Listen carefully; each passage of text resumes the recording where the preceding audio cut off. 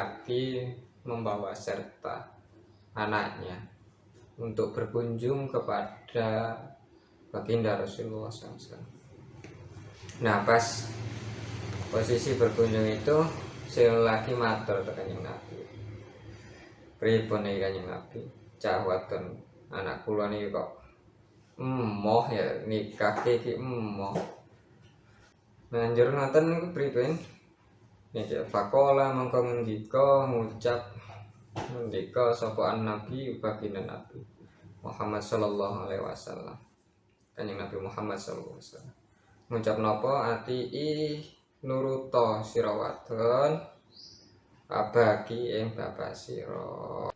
Nah, Kanjeng Nabi njur ngendikan, manuta ta men seneng gawe bapake kan. Menariknya di mana? Biasanya ketika seorang itu disowankan ke kiai, apalagi masih unyu-unyu ya, itu untuk membalas guyonan sama kiai atau bertanya itu suka, apalagi cewek ya ada cuman sedikit yang berani untuk berbicara atau menanyakan. Ini kasus putri lelaki tadi itu berani untuk bertanya kepada Kanjeng Nabi, itu ada berani. Sehingga di situ juga hikmah yang bisa kita ambil. Ini kayaknya pendidikan bapaknya terhadap anaknya ini model-model dialog komunikatif lah, sehingga interaktif, nggak semena-mena. Bapaknya itu nggak semena-mena untuk memaksa. Uniknya lagi ketika komunikasi itu menemui jalan buntu, mereka berdua itu kok sepakat guyonan nang ngajenge Kanjeng Nabi, sehingga bisa kita pelajari di sini. Fakolat, nah ini keberaniannya si putri tadi itu. Fakolat lan ngucap sapa ibnah, ngucap napa, waladzi demi ba'asa kang ngutus sapa zat ka ing sira bil haqqi kelawan gawa ajaran kang bener. La atazawwaju, ora nikah sapa ingsun hatta tukhbirani, hingga ngabaraken jenengan ni ing ingsun. Ngabari apa? Ngabari ma haqqu zauj ala zaujatihi. Lah ma iku apa? Haqqu zauji utawi hae zauj ala zaujatihi ing atase bojone zauj. Assalamualaikum warahmatullahi wabarakatuh. Alhamdulillah kita masih diberi kesempatan, kesehatan, dan banyak lagi yang tidak bisa kita sebutkan, tapi untuk kita sebut, perkenankan pada kesempatan hari ini kita mau membacakan kitab Dhaul Misbah.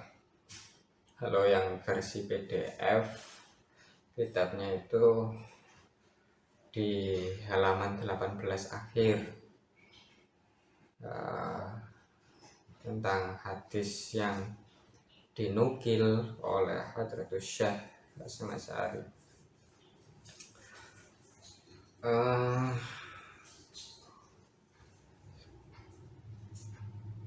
Oke.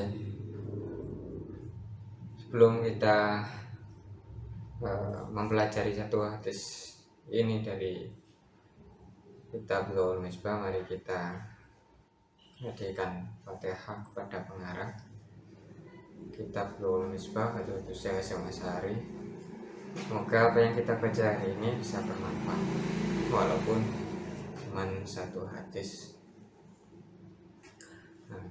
Ila hadratin Nabi Mustafa wa habibina syafi'in wa qurratin Al-Fatihah. Ya kan aku ya kan nasta'in ihdinas siratal mustaqim siratal ladzina an'amta 'alaihim. Amin.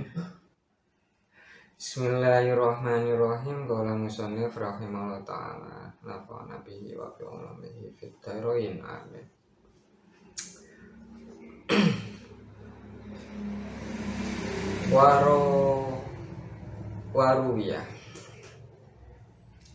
Waruya lan den riwayataken anna rajulan stune wong lanang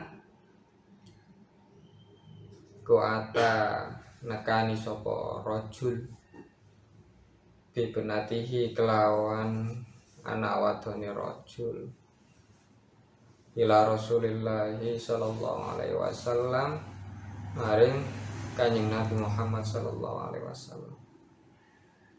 Faqala mengko ngucap sapa rajul, ngucap napa, inna benati stune anak wadon ingsun hadhihi ya ibnati iku abad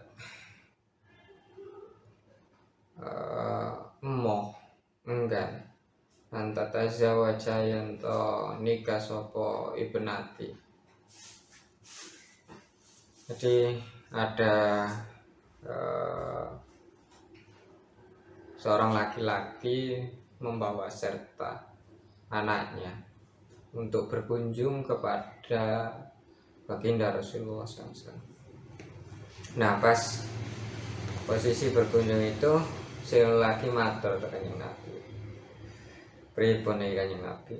Cah wadon anak kula niki kok emoh ya nikah iki emoh. Banjur ngoten niku pripun? Niki faqala mangko ngucap sapa Nabi baginda Nabi Muhammad sallallahu alaihi wasallam. Kanjeng Nabi Muhammad sallallahu alaihi wasallam. Ngucap napa ati nuruta sira wadon abaki ing bapak sira. Kanjeng Nabi njur ngendikan, "Manut ta men seneng gawe bapake kae."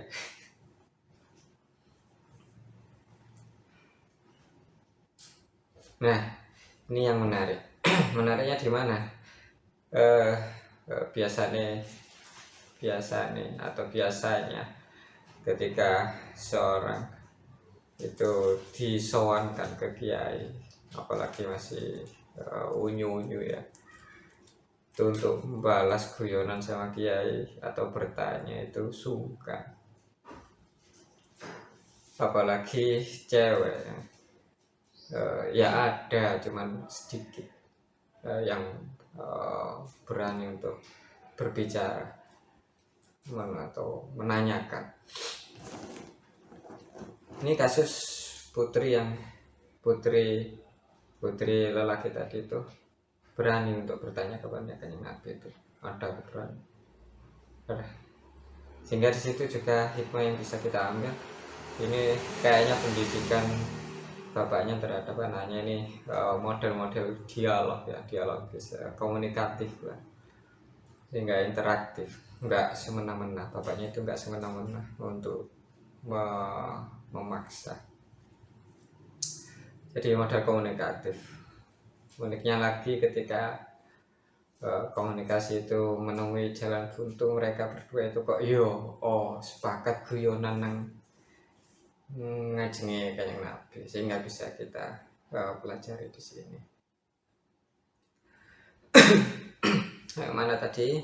Fakolat. Nah, ini keberaniannya si putri tadi itu. Fakolat lan ngucap sopo ibnah. Ngucap nopo waladzi demi ba'atha kang ngutus sopo zat ka ing sira bil haqi kelawan gawa ajaran kang bener. La atazawwaju ora nikah sapa ingsun hatta tukhbirani hingga ngabaraken jenengan ni ing ingsun. Ngabari apa? Ngabari ma haqqu zauj ala zaujatihi. Lah ma iku apa? haku zauji utawi hae zauj ala zaujatihi ing atase bojone zauj. Jadi si Ibnah ini tadi putri itu bertanya kepada Kanjeng Nabi, demi zat yang mengutus engkau membawa ajaran yang benar Kanjeng Nabi, sebelum saya mengambil keputusan untuk menikah atau tidak,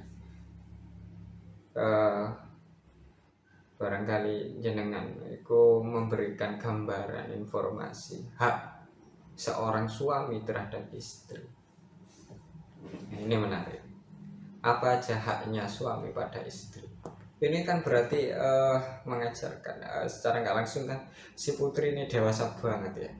Dia sudah berpikir jauh ke depan, sebelum mengerjakan sesuatu itu dipikir dulu, dipertimbangkan dulu, apa ada informasi positif atau negatifnya itu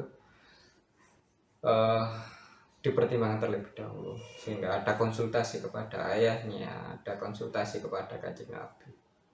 Ini mateng ini.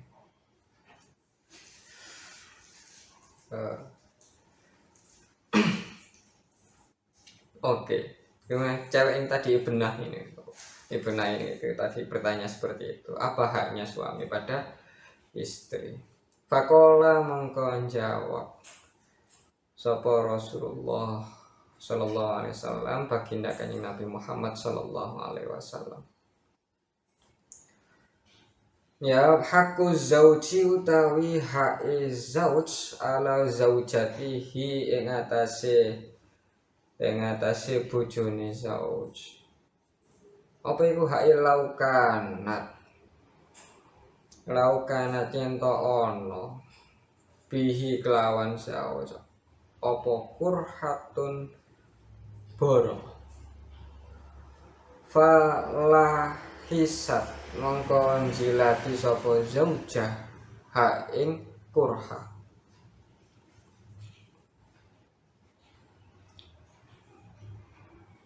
Au intasyara utawa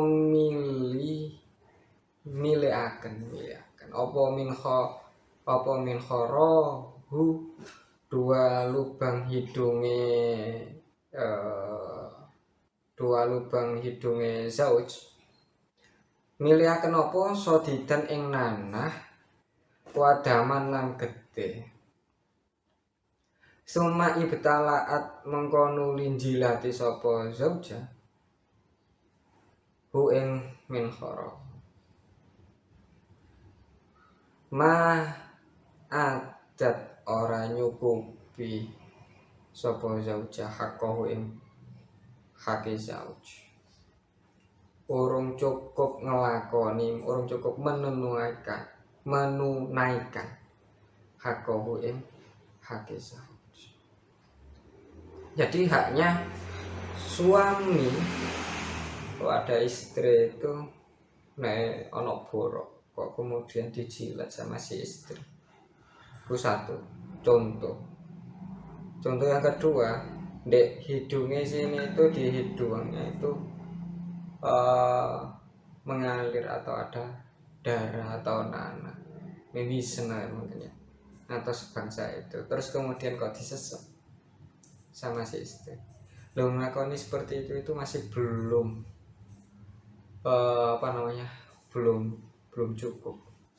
belum cukup sempurna untuk menunaikan atau menyuplai hak-hak suami. Udah jijik banget ya, jadi sampai segitunya. Jadi kalau seorang perempuan itu melakukan menjilati gede, menjilati darah atau nanah, terus kemudian tadi jilati borok, itu masih jauh daripada mencukupi haknya suami. Dikasih gambaran seperti itu sama Kanjeng Nabi. Lah, kemudian Ibnah tadi itu menjawab ini juga langsung berani, si Ibnah ini berani mengambil atau melontarkan keputusannya kepada Kanjeng Nabi itu berani. Coba kalau kita habis dikasih tahu informasi sama kiai atau guru kita, terus kemudian kita langsung melontarkan jawaban kita kepada beliau, itu kayak seakan-akan wagu banget, padahal ini sudah ada ketangguhan sikap ya, ketangguhan sikap, keberanian lah untuk melontarkan. Kalau seperti itu ya kolat ngucap sapa ibnah, kolat ngucap sapa ibnah, waladzi demi zat bahasa kang ngutus sapa zat kain sira bil haqqi lawan bawa ajaran kang la tazawwaju ora nikah sapa ingsun abadan ing dalam salawasi, abadan ing dalam salawasi. Nah, nek kaya ngono beratnya untuk memenuhi haknya suami. Saya nggak mau nikah abadan, salawasi. Ya nggak mau nikah. Katanya si Ibnu seperti itu. Nah, uniknya lagi ini di sini, Kanjeng Nabi itu juga demokratis ya. Demokratis begini. Fakola ngucap ngendikan sapa Nabi Kanjeng Nabi Muhammad sallallahu alaihi wasallam, la tunkihuhunna. Ini langsung jamak ya, jamak berarti yang hadir di situ itu juga sekalian beliau juga berarti berwasiat kepada yang lain, la tunkihuhunna, ojo nikahaken sira kabeh hunna ing anak-anak sira kabeh illa biidnihinna, angin kejaba izine anak sira. Nah, ini demokratis ya, memberi memberi kebebasan kepada semua untuk mengambil keputusan atau menghargai keputusan dari seseorang. Nah, tadi itu si anak putri tadi itu mempunyai keputusan untuk tidak menikah dengan pertimbangan hak suami itu harus seperti itu yang harus dilaksanakan atau yang harus dipenuhi oleh si istri. Maka dia mengambil keputusan untuk tidak nikah. Lah, keputusan ini loh diminta oleh Kanjeng Nabi untuk dihargai. Cara menghargainya bagaimana? Ya nggak usah dinikahkan lah, nggak usah dipaksa. Nah, dari di sini terlihat kayak semacam ini bisa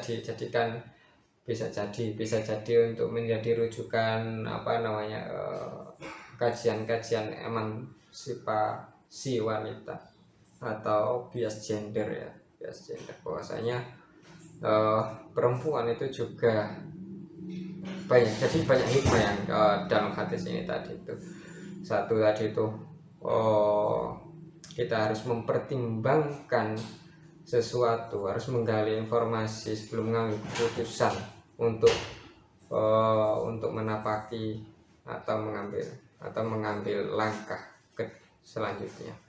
Yang kedua, konsultasi kepada yang lebih alim, dalam hal ini Kanjeng Nabi. Mereka berdua itu sepakat untuk Kanjeng Nabi, sowan Kanjeng Nabi. Yang ketiga itu ada cara pendidikan anak tadi itu, macam komunikasi antara bapak dengan anak itu di sini tidak ada ijbar, tidak ada semacam pemaksaan terhadap anak kamu itu harus seperti ini, tidak, tapi diajak berpikir dan kemudian diminta untuk menghargai ya. Asik ini hadis yang sangat asik ya.